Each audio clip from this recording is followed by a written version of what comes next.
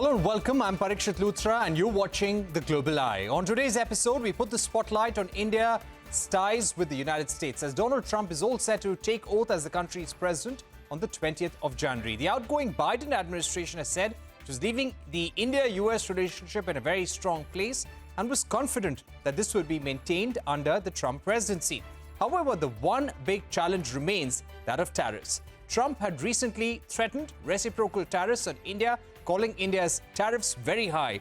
So what will Indo-US ties look like in 2025? We're now joined by a very special guest, Kenneth, former US ambassador to India. Ambassador Juster, thank you very much for joining us. Let me start off by asking you about Manmohan Singh and your role in the Indo-US nuclear deal. You had played a very important role laying the foundation structure for the nuclear deal, which was signed later by George Bush and Prime Minister Manmohan Singh. How would you look back at the talks at that time, how challenging they were, and the contribution of Manmohan Singh? Well, thank you very much, Parikshit, for that initial question, because I too wanted to start with my recollections and fond memories of Prime Minister Singh. He was a great leader for India who really put you on the reform process in terms of your economy, but also had the courage to sign and follow through with the agreement on the civil nuclear arrangement between our two countries. I have, as I indicated, fond memories of him. The technology has always been an important element of the U.S.-India relationship, beginning with the transformation that started between Prime Minister Vajpayee and President Bush when we formed a high technology cooperation group. Later, an initiative known as the Next Steps in Strategic Partnership focused on our cooperation in civil defense, civil nuclear, and high technology issues. And this then laid the foundation for the signing of the civil nuclear deal. And I was fortunate to be at the White House. There was a state dinner the evening in June of 2005 when the two leaders inked the decision to go forward with the negotiations. And at one point found myself alone with President Bush and Prime Minister Singh, and it was a very special moment, and congratulated them both on a courageous and historic decision, which took 4 years to negotiate. Negotiations between our two countries always take a bit of time, but really further transformed the relationship upon which both sides have continued to build with great success from administration to administration in both countries with changes of government. And I'm looking forward to more of that in the future. Right. Ambassador Juster, how would you describe the current play between India and United States in the past few months? While there has been momentum, there is also an indication that Indo-US ties have come under strain. Maybe because of the Pannun case, we've also seen the Adani case play out in US courts. While these are legal matters, how would you describe the relations right now and the sentiment in the bureaucracy in America vis-a-vis India? I think the relationship is very strong. Like any two countries, there will be issues that arise from time to time. But what's really amazing about the U.S.-India relationship, as I indicated a moment ago, is that it's been a bipartisan effort in the United States. And I think the same has been the case in India. And it has progressed remarkably over the last 25 years in ways that people could never even have foreseen, and now covers virtually every issue of human endeavor. We are not allies, we are partners, but we work together on defense, on trade and investment, on energy and the environment, on counterterrorism, on science and technology, on the ocean, space, agriculture, education, you name it, we're involved. And that has continued under the first Trump administration that I was proud to be involved in the relationship, through the Biden administration. I expect it to continue in the second Trump administration. In fact, if you look at the individuals nominated for Secretary of State, Senator Marco Rubio, and for the National Security Advisor, Representative Michael Waltz, they both have a strong and positive orientation toward the U.S.-India relationship. Right. I would also like to ask you about Donald Trump's priorities from Trump 2.0, the cabinet that has been put together, and his messaging during the campaign. What do you think will be his immediate priorities vis-a-vis India? Well, he has indicated that tariffs are an important issue to him, and he seeks a level of reciprocity, and he feels that the tariffs in India are too high and the trade deficit with India is too large. And so that issue will be on the agenda. It was on the agenda in the first term, and unfortunately, we were unable to reach agreement. It didn't stop progress in other areas, but I think there's going to be a continued focus on this. And I would urge the parties to see this not as a issue of conflict, but as an opportunity to not only have some market access measures that will respond to the concerns of President Trump, but to look at a variety of economic issues where we have mutual concerns and can complementary skills and can work out arrangements to our mutual benefit, whether that be in energy, where the United States can supply all types of energy to India, from clean coal to liquefied natural gas, oil, and renewables. And India needs energy for its own security and the amount that it needs to import from overseas. But also, the United States is India's largest trading partner, so lock down the benefits in the services sector and elsewhere. I could go on, but I think that trade will be an issue of initial friction, but if managed properly, can be also an area of great opportunity. Right. What I would like to ask you, which are the sectors or product lines where you expect the Trump administration to impose reciprocal tariffs on India? And the reason why I'm asking you is because your experience working with India-US relations is fairly recent. Yeah, I'm not enough into the weeds to know the exact product lines that will be a point of focus. I will say in the last administration, there were concerns about imports of certain agricultural products, including dairy and a few others, medical devices, and some products in the information technology sector. And these were the reasons why, under the review required under our statute providing the generalized system of preferences, we had to try to negotiate market access in those areas. And despite valiant efforts on both sides and almost 2 years of negotiations, we were unable to reach agreement. And that's one reason why the U.S. Trade Representative was compelled to have to eliminate the generalized system benefits for India.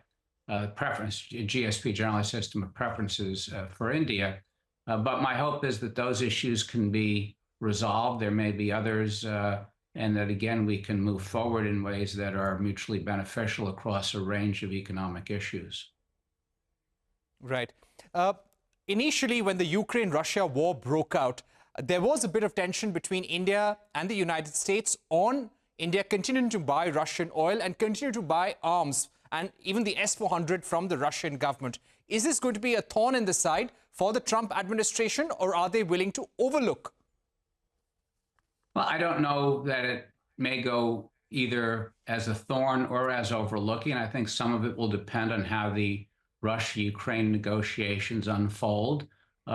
Obviously, there is some sensitivity in the United States to India's having sophisticated weapons technology from Russia, in part because it may limit the degree to which U.S. sophisticated equipment can be provided, given the fact that there may be interactions between the two types of military hardware. But these are issues that the parties will discuss. I know India has a long historical relationship with Russia. People in the United States understand that, and we'll have to see how that issue is managed overall. It was an issue that came up during the first administration, and we were able to manage that effectively.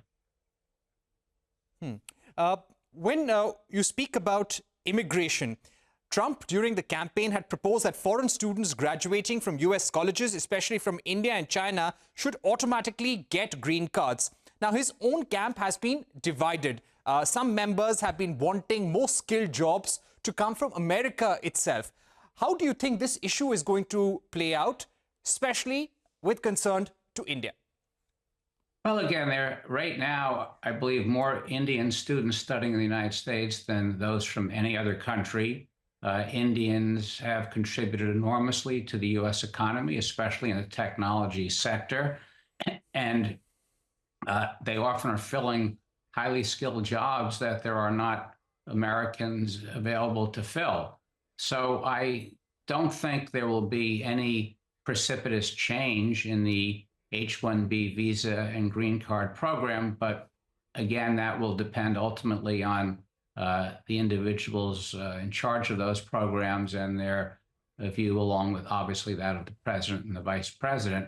But again, Indians studying in the United States has been on the rise and a great source of benefit to both countries and part of our enormous people-to-people relationship. Right. And finally, the Indian Exporters Association, an industry body, has recently said that Trump's China tariffs could unlock a $25 billion export opportunity for India. Do you feel likewise, Ambassador Juster? And how does India leverage that opportunity which arises out of US-China tariffs? Well, again, the entire economic situation in China should be an opportunity for India. The fact that countries are not investing further there and are looking for alternative markets means that India should be a recipient of that, provided that it's a sufficiently attractive investment environment. And as you mentioned, then that's why I think trade is an area of opportunity.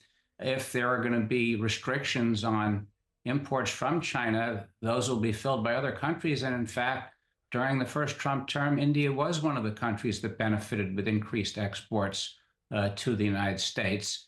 And what India should be focused on is making sure that it can reach an agreement with the Trump administration on broader trade issues so that it doesn't have tariffs blocking its exports itself. And that will require some increased market access in certain areas to be negotiated by the parties. Right. Thank you so much for those valuable views, Ambassador Juster. Let's hope that India-US ties only go stronger in the days to come. Hope to have you again on Global Eye. On that note, we take a short break here on the show, but don't go anywhere. 2024 has been a year of escalating conflicts in the Middle East. Brutal ceasefires and an uncertain future. We take a deep dive into all of that with former Cabinet Secretariat official Anju Gupta on the other side.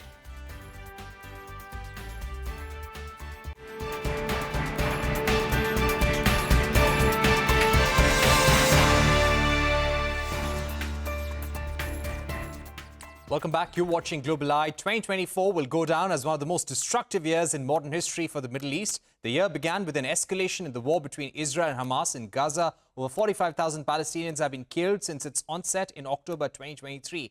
As per the UN, one child was killed every hour in Gaza. Months of ceasefire have led nowhere, with each side pointing fingers at the other. Israel triggered fears of a broader war in the Middle East when it killed Iran-backed Hezbollah leader Hassan Nasrallah in Lebanon's Beirut. Iran retaliated with a barrage of 180 missiles. Israel also launched an offensive against the Hezbollah in Lebanon. After weeks of major escalation, Israel and Lebanon arrived at a 60-day ceasefire agreement on November 27th. However, there have been multiple instances of ceasefire violations since then. Another war has been reignited in the Middle East, with rebels launching an offensive to bring an end to Syrian President Bashar al-Assad's regime. The country is still grappling with a severe humanitarian crisis. Will there be a resolution to the conflicts raging on in the Middle East? Joining us now to discuss this is Anju Gupta, former member of the Cabinet Secretariat, somebody who has tremendous security experience in terrorism in India and abroad. Thank you very much, Ms. Gupta, for joining us. Let me straight away ask you about the situation in Syria. How bad are things there? How could this contribute to more tension in the Middle East? And also, could this lead to a revival of the ISIS? Good evening, Parikshit. Thanks for having me on the show. Well, Syria today, different parts of Syria are being held by different state and non-state actors. I think we need to really unpack Syria to understand the picture today and how we can expect it to pan out in 2025 and beyond. So up until the Arab Spring, which was about 2011, the dictatorial regime of Bashar al-Assad pretty much controlled the whole of Syria.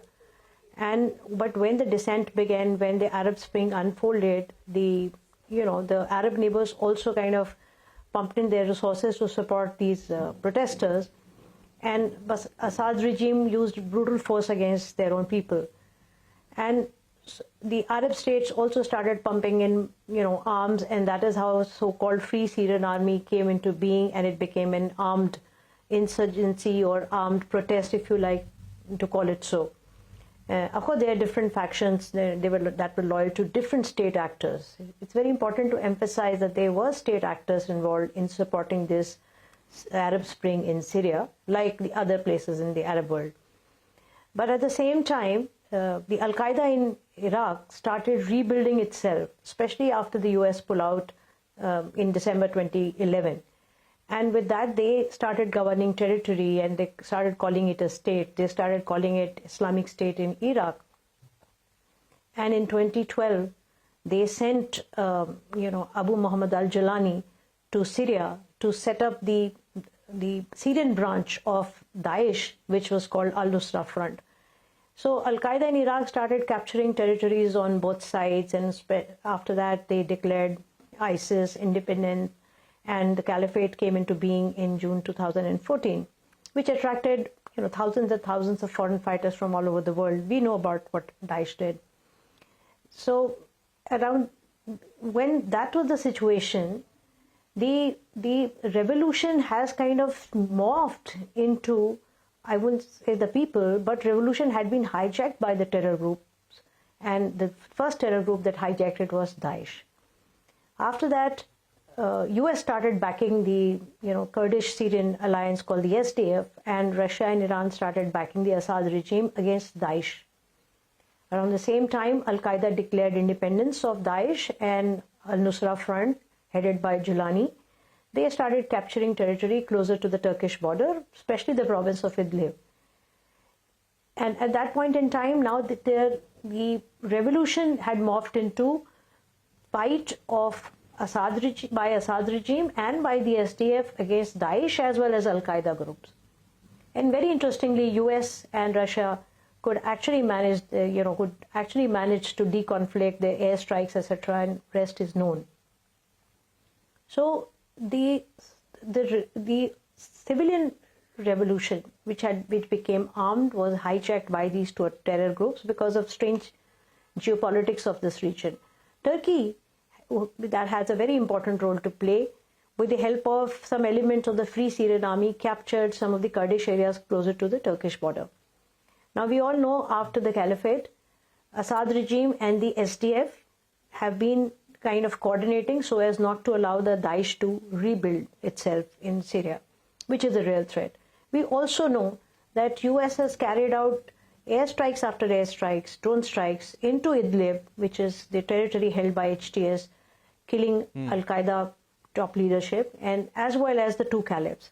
Anyway, So the interesting thing is that by around 2016, Abu Jalani, who was a leader of HTS, declared independence from Al-Qaeda, saying that I've cut my ties with Al-Qaeda. Now I'm a simple, plain armed insurgency against Assad regime.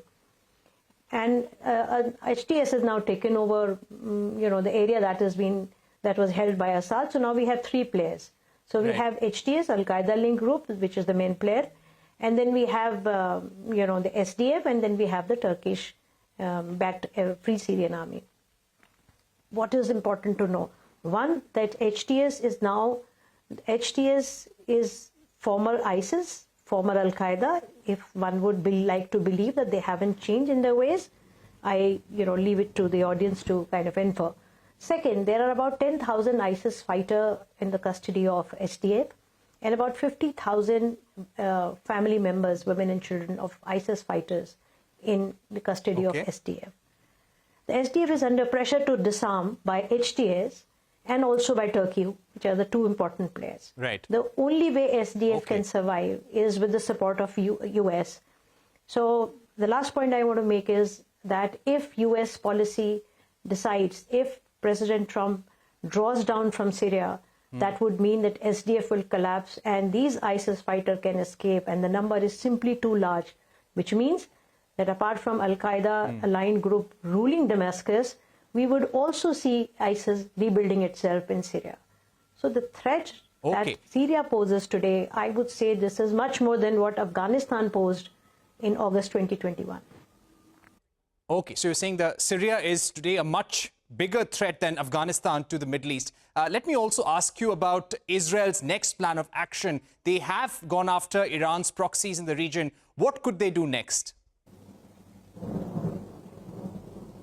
Well, if we look at what, where Iranians have succeeded, they have succeeded in, taking out top leadership of Hamas and Hezbollah.